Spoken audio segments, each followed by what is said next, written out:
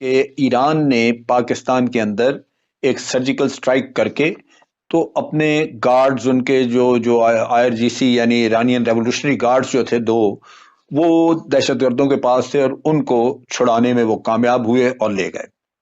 पहला मुल्क बना भारत, सर्जिकल स्ट्राइक जिसने आपके मुल्क के अंदर घुस के मारा। दूसरा मुल्क बना अफगानिस्तान और तीसरा मुल्क बना ईरान।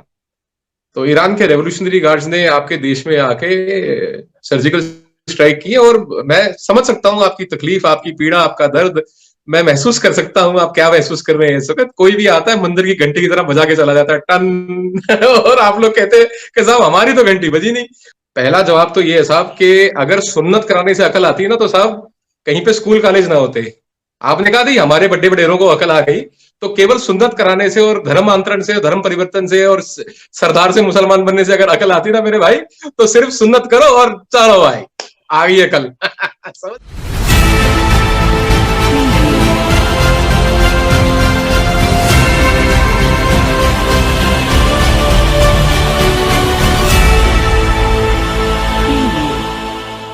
कि ये जो प्रोपेगेंडा आज शुरू हुआ मेरे और आपके पसंदीदा चैनल रिपब्लिक टीवी का, मैंने भी शाम को पेपर दिया, एक जीडी बख्शी साहब बैठे हुए थे तो मैंने कहा आप भी, क्योंकि बाकी चैनल्स पे तो आते हैं, रिपब्लिक पे भी आते हैं, कि जी वो कहना शुरू कर दिया जी ईरान ने पाकिस्तान के ऊपर सर्जिकल स्ट्राइक कर दी है। और देखिए जनाब, ये देखें ईरान तीसरा मुल्क बन गया जिसने पाकिस्तान पे सर्जिकल स्ट्राइक की। मैं ये जानना चाहता हूं, कहीं कोई बात नहीं है, कुछ भी नहीं है, ये आउट ऑफ द ब्लू कहां से बातें बन जाती हैं मीडिया के ऊपर और खास करके भारत के मीडिया के ऊपर? मान साहब आप इसमें जरा रोशनी डालें ना सर। मैं जी बिल्कुल रोशनी डालूंगा और आपने सवाल पूछा तो मेरा फर्ज बनता है जवाब देना। अब देखिए, पहला मुल्क बना भारत, सर्जिकल स्ट्राइक जिसने आपके मुल्क के अंदर घुस के मारा। दूसरा मुल्क बना अफगानिस्तान और तीसरा मुल्क बना ईरान। तो ईरान के रेवोल्यूशनरी गार्ड्स ने आपके देश में आके सर्जिकल स्ट्राइक की और मैं समझ सकता हूं आपकी तकलीफ, आपकी पीड़ा, आपका दर्द मैं महसूस कर सकता हूं। आप क्या महसूस कर रहे हैं इस वक्त। कोई भी आता है मंदिर की घंटी की तरह बजा के चला जाता है टन और आप लोग कहते हैं कि साहब हमारी तो घंटी बजी नहीं। और पहले कहा, आपने खुद कहा कि वो चिड़िया, कौवे, तोते मर गए और सब तरीके की बातें, वो निकल जाएगी बात, धीरे धीरे बाहर आ जाएगी। सच्चाई कितने दिन छुपाओगे। पहले भी आपने 40-41 दिन के बाद मीडिया को जाने दिया बालाकोट में, आप भी हो जाएगा, धीरे धीरे निकल आएगी सारी कहानी बाहर। कोई बात नहीं, आप चिंता क्यों कर रहे हो। आपके नहीं हुआ ना, कोई नहीं हुआ ना, आप चिंता मत करो, कोई बात नहीं, छोड़ दो। आप तवज्जो ही मत दो इस बात पे, जाने दो, छोड़ दो। मान साहब आप डिस्कस कर रहे हो, इसका मतलब ये है कि कुछ तो हुआ है। मैं बता देता हूं मान साहब, जो इंपॉर्टेंट चीज है आपकी खूबसूरती ये है कि अगर पाकिस्तान 2 दिन बाद डिफेंस अताशीज को और इंटरनेशनल मीडिया को लेके बालाकोट चला गया, आपने इतना शोर मचाया, अपने ऑडियंस को बताया जी 40 दिन 40 दिन 40 दिन। सुनिएगा सुनिएगा सुनिएगा, इतना आपने शोर मचाया मान साहब को, लोगों ने कहना शुरू कर दिया 40 40 40 40। एक चीज आज आपने कह दिया जी अफगानिस्तान ने कर दी, फिर आपने ईरान का नाम ले लिया। मुझे एक बात बताएं, जो बालाकोट में हुआ वो तो हुआ, रात के अंधेरे में सुबह 4 बजे खौफनाक एक बड़ा हमला करने की कोशिश की, लेकिन मुझे एक चीज की समझ नहीं आई, ये रात के अंधेरे का क्यों इस्तेमाल किया गया? रात के अंधेरे का क्यों इस्तेमाल किया गया? इतना खौफ कैसा था मान साहब? एक तो मुझे ये बता दें, और दूसरा, हम तो दिन की रोशनी में आके मारते हैं ना मान साहब, दिन की रोशनी में ही अभिनंदन पकड़ा था और दिन की रोशनी, हाँ अभिनंदन को रात के अंधेरे में छोड़ा था, अभिनंदन को रात के अंधेरे में छोड़ा था मान साहब, लेकिन दिन की रोशनी में पकड़ा था और सारी दुनिया ने देखा। आप रात के अंधेरे में आते हैं। और दूसरा, अभी ईरान को भी साथ डाल लिया। मेरा ख्याल है कि सारा कुछ आप अपने डोमेस्टिक प्रोपेगेंडा करने के लिए और अवाम को खुश करने के लिए करते रहते हैं, ऐसी बात है मान साहब?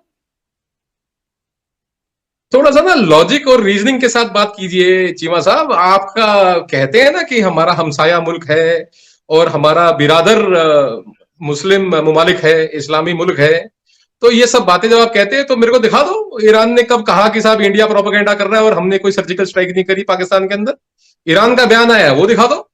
अब नहीं आया तो उसका मतलब कहीं ना कुछ तो गड़बड़ है। और वही बात मेरी पहले वाली, आप कह रहे हैं कि साहब आप बालाकोट में रात को क्यों आए। अरे भैया हमारे पास सर्वेलेंस इक्विपमेंट है, हमारे पास जहाज हमारे ऐसे कि रात को उड़ सकते हैं। अब आपके वाले तो नहीं है ना साहब कि दिन दिन में उड़ेंगे, साले रात को उड़ेंगे ही नहीं, घुस के मारा ठोका। अब आप बोल रहे हैं कि रात को आए, अब आप तस्लीम कर रहे हैं, आप मान रहे हैं कि हम लोग आए। अब आप दूसरी बार मान रहे हैं, पिछली बार भी आप मान गए थे, फिर आप तुरंत मना कर गए थे, अब तो आप कह रहे हैं कि तुम रात को क्यों आते हो। अरे क्या खौफ है, आपके पास रेडार नहीं है क्या, पता नहीं लगा? या हमारी एयरफोर्स इतनी शानदार है, इतनी अच्छी प्लानिंग और एग्जीक्यूशन थी कि वहां पे आपको बालाकोट में जब आपको मार के चले गए तब आपको पता चला कि कुछ हुआ है, फिर आपने कहा नहीं साहब ये तो पेड़ गिरे, यहाँ पे चिड़िया कौए तोते मारे, और वो जो टेक्निकल सर्वेलेंस है 300 मोबाइल फोन वहां पे चल रहे थे जिस वक्त, तो वो जाहिर सी बात है वो घोंसलों के अंदर बैठे हुए कौए मोबाइल फोन मिला रहे होंगे दाएं बाएं अपने रिश्तेदारों को। बहरहाल देखिए, denial, you are in a constant state of denial. आपके मुल्क की जो खूबसूरती है ना साहब, जो शानदार बात है आपकी कौम की, आप डिनायल में रहते हैं, मानते ही नहीं किसी बात को। आप अभी आपने अभिनंदन का नाम लिया, पंजाबी च कहते ना प्राहुणा दा घर जवाई, एक दिन में छोड़ा उसको कि भैया जाओ, और आप कह रहे हैं कि 2 दिन में हमने बालाकोट में ले जाके दिखा दिया था। तो मेरे ख्याल 40 दिन, अगर मेरा, बिकॉज मेरा गणित कोई बहुत अच्छा नहीं है, मेरा मैथ्स इतना अच्छा नहीं है, 960 घंटे होते हैं, तो मेरा ख्याल है कि जी जाहिर सी बात है 480 घंटे का दिन है आपका, तो आपने 2 दिनों में जाके दिखा दिया। वो तो डेफिनेशन तो आप कोई भी चेंज कर सकते हैं, उसमें तो आप लोग ग्रेट है साहब। इसमें तो मैं आपको सल्यूट करता हूं कि आप लोग इतने ग्रेट है, आप डेफिनेशन किसी भी चीज की बदल सकते हैं। बहरहाल सच्चाई है कि आपने बहुत लंबे वक्त के बाद खूब वहां पे सफाई सुफाई करके और वो जुगाड़ सा खड़ा करके दोबारा उसके बाद आपने लाके दिखाया कि देखो चिड़िया कौए और तोते मारे इन्होंने यहाँ पे हमारे, और पेड़ गिराए हैं, और पेड़ गिराने के लिए भी तो आपके सिर के ऊपर तो आए होंगे साहब एक बार। और बहरहाल जिनके लोग मरे हैं उनको तो पता ही है, आप मेरे से तो छुपा सकते हैं, और जिनके आंखों के तारे उस दिन 72 के पास चले गए वो तो उनको भी पता होगा, आपको भी पता होगा साहब, मैं इसमें क्या कहूं। मान साहब देखिए बात सुने, मैं क्या सानू आ गई अकल साढ़े वटकिया नु ते असी गए बच, ते ਤੁਹਾਨੂੰ भी थोड़ा जिहा हुन सोच लो, बड़े सुन लो गल तो सुन लो, मैं पिछला कंप्लीट कर ला। मैं सिर्फ इतना कह रहा था कि जो आप कहते हैं कि जी हमने F-16 गिराया, वो तो अमेरिका ने कह दिया था कि भाई हमारे यूनिट्स जो पाकिस्तान के पास पड़े हैं ये पाकिस्तानी JF-17 उड़ाता रहा। लेकिन मैं जो असल क्वेश्चन है वो वहीं रह जाता है कि ये फेक प्रोपेगेंडा जो मानसाब होता है कि जी कह दो ईरान ने भी किया, अफगानिस्तान ने भी किया, हालांकि जाहिर बात है देखें आपके पास कैपेबिलिटी है, आप आज पाकिस्तान को मारना चाहें मार सकते हैं, हम मारना चाहें मार सकते हैं। देखना ये होता है कि मार के फिर उसको बर्दाश्त भी कर सकते हैं कि नहीं कर सकते। असल चीज तो ये होती है, ये नहीं है कि हमने मारने की सलाहियत नहीं है, आपके अंदर भी सलाहियत है, हमारे अंदर भी सलाहियत है। तो ये चीजें मैं सिर्फ मुझे प्रोपेगेंडा का बता दें, ये ईरान का प्रोपेगेंडा बीच में कहां से आ गया, ये तकरीबन मैं आखिरी सवाल करने लगूं फिर मैं अगले पॉइंट पे आता हूं सर। देखिए हजरत, पहले तो मैं आपको आपकी पहली बात का जवाब देता चलूं। पहला जवाब तो ये है साहब कि अगर सुन्नत कराने से अकल आती है ना तो साहब कहीं पे स्कूल कॉलेज ना होते। आपने कहा थी हमारे बड़े बड़ेरों को अकल आ गई, तो केवल सुन्नत कराने से और धर्मांतरण से, धर्म परिवर्तन से और सरदार से मुसलमान बनने से अगर अकल आती ना मेरे भाई, तो सिर्फ सुन्नत करो और चलो भाई आ गई अकल।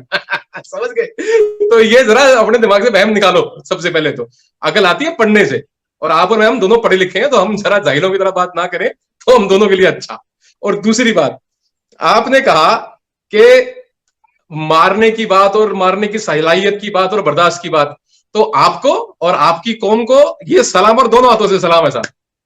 आपके अंदर इतनी बर्दाश्त है, आपके उड़ी सर्जिकल स्ट्राइक हुई, आप लोगों ने बर्दाश्त की, आपके मुल्क के 2 टुकड़े हुए, आपने बर्दाश्त किए, आपके आज भी सर्जिकल स्ट्राइक हुई, आपने बर्दाश्त करी, बालाकोट के बाद आपने बर्दाश्त करी। आपकी बर्दाश्त का कारण मैं जानता हूं क्या है, आप बताता हूं मैं आपको, वो है constant state of denial.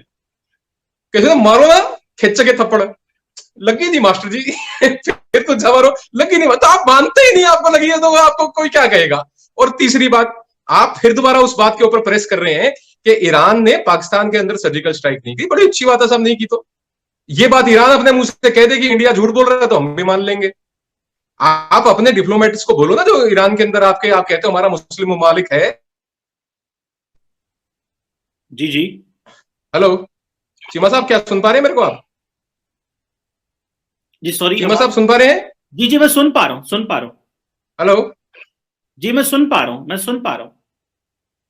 Cheema साहब तुसी सुन पा रहे हो जी? मैनू जी मैं सुन सकता हूं। तो आपने कहा कि आपका मुस्लिम ममालिक है, हमारा हमसाया मुल्क है, तो भाई वो अपने मुंह से बोल दे कि जी हमने अपने भाई को घर में घुस के नहीं मारा, मान लेंगे कि ईरान ने पाकिस्तान के अंदर एक सर्जिकल स्ट्राइक करके तो अपने गार्ड्स, उनके जो IRGC यानी ईरानियन रेवोल्यूशनरी गार्ड्स जो थे 2, वो दहशतगर्दों के पास थे और उनको छुड़ाने में वो कामयाब हुए और ले गए।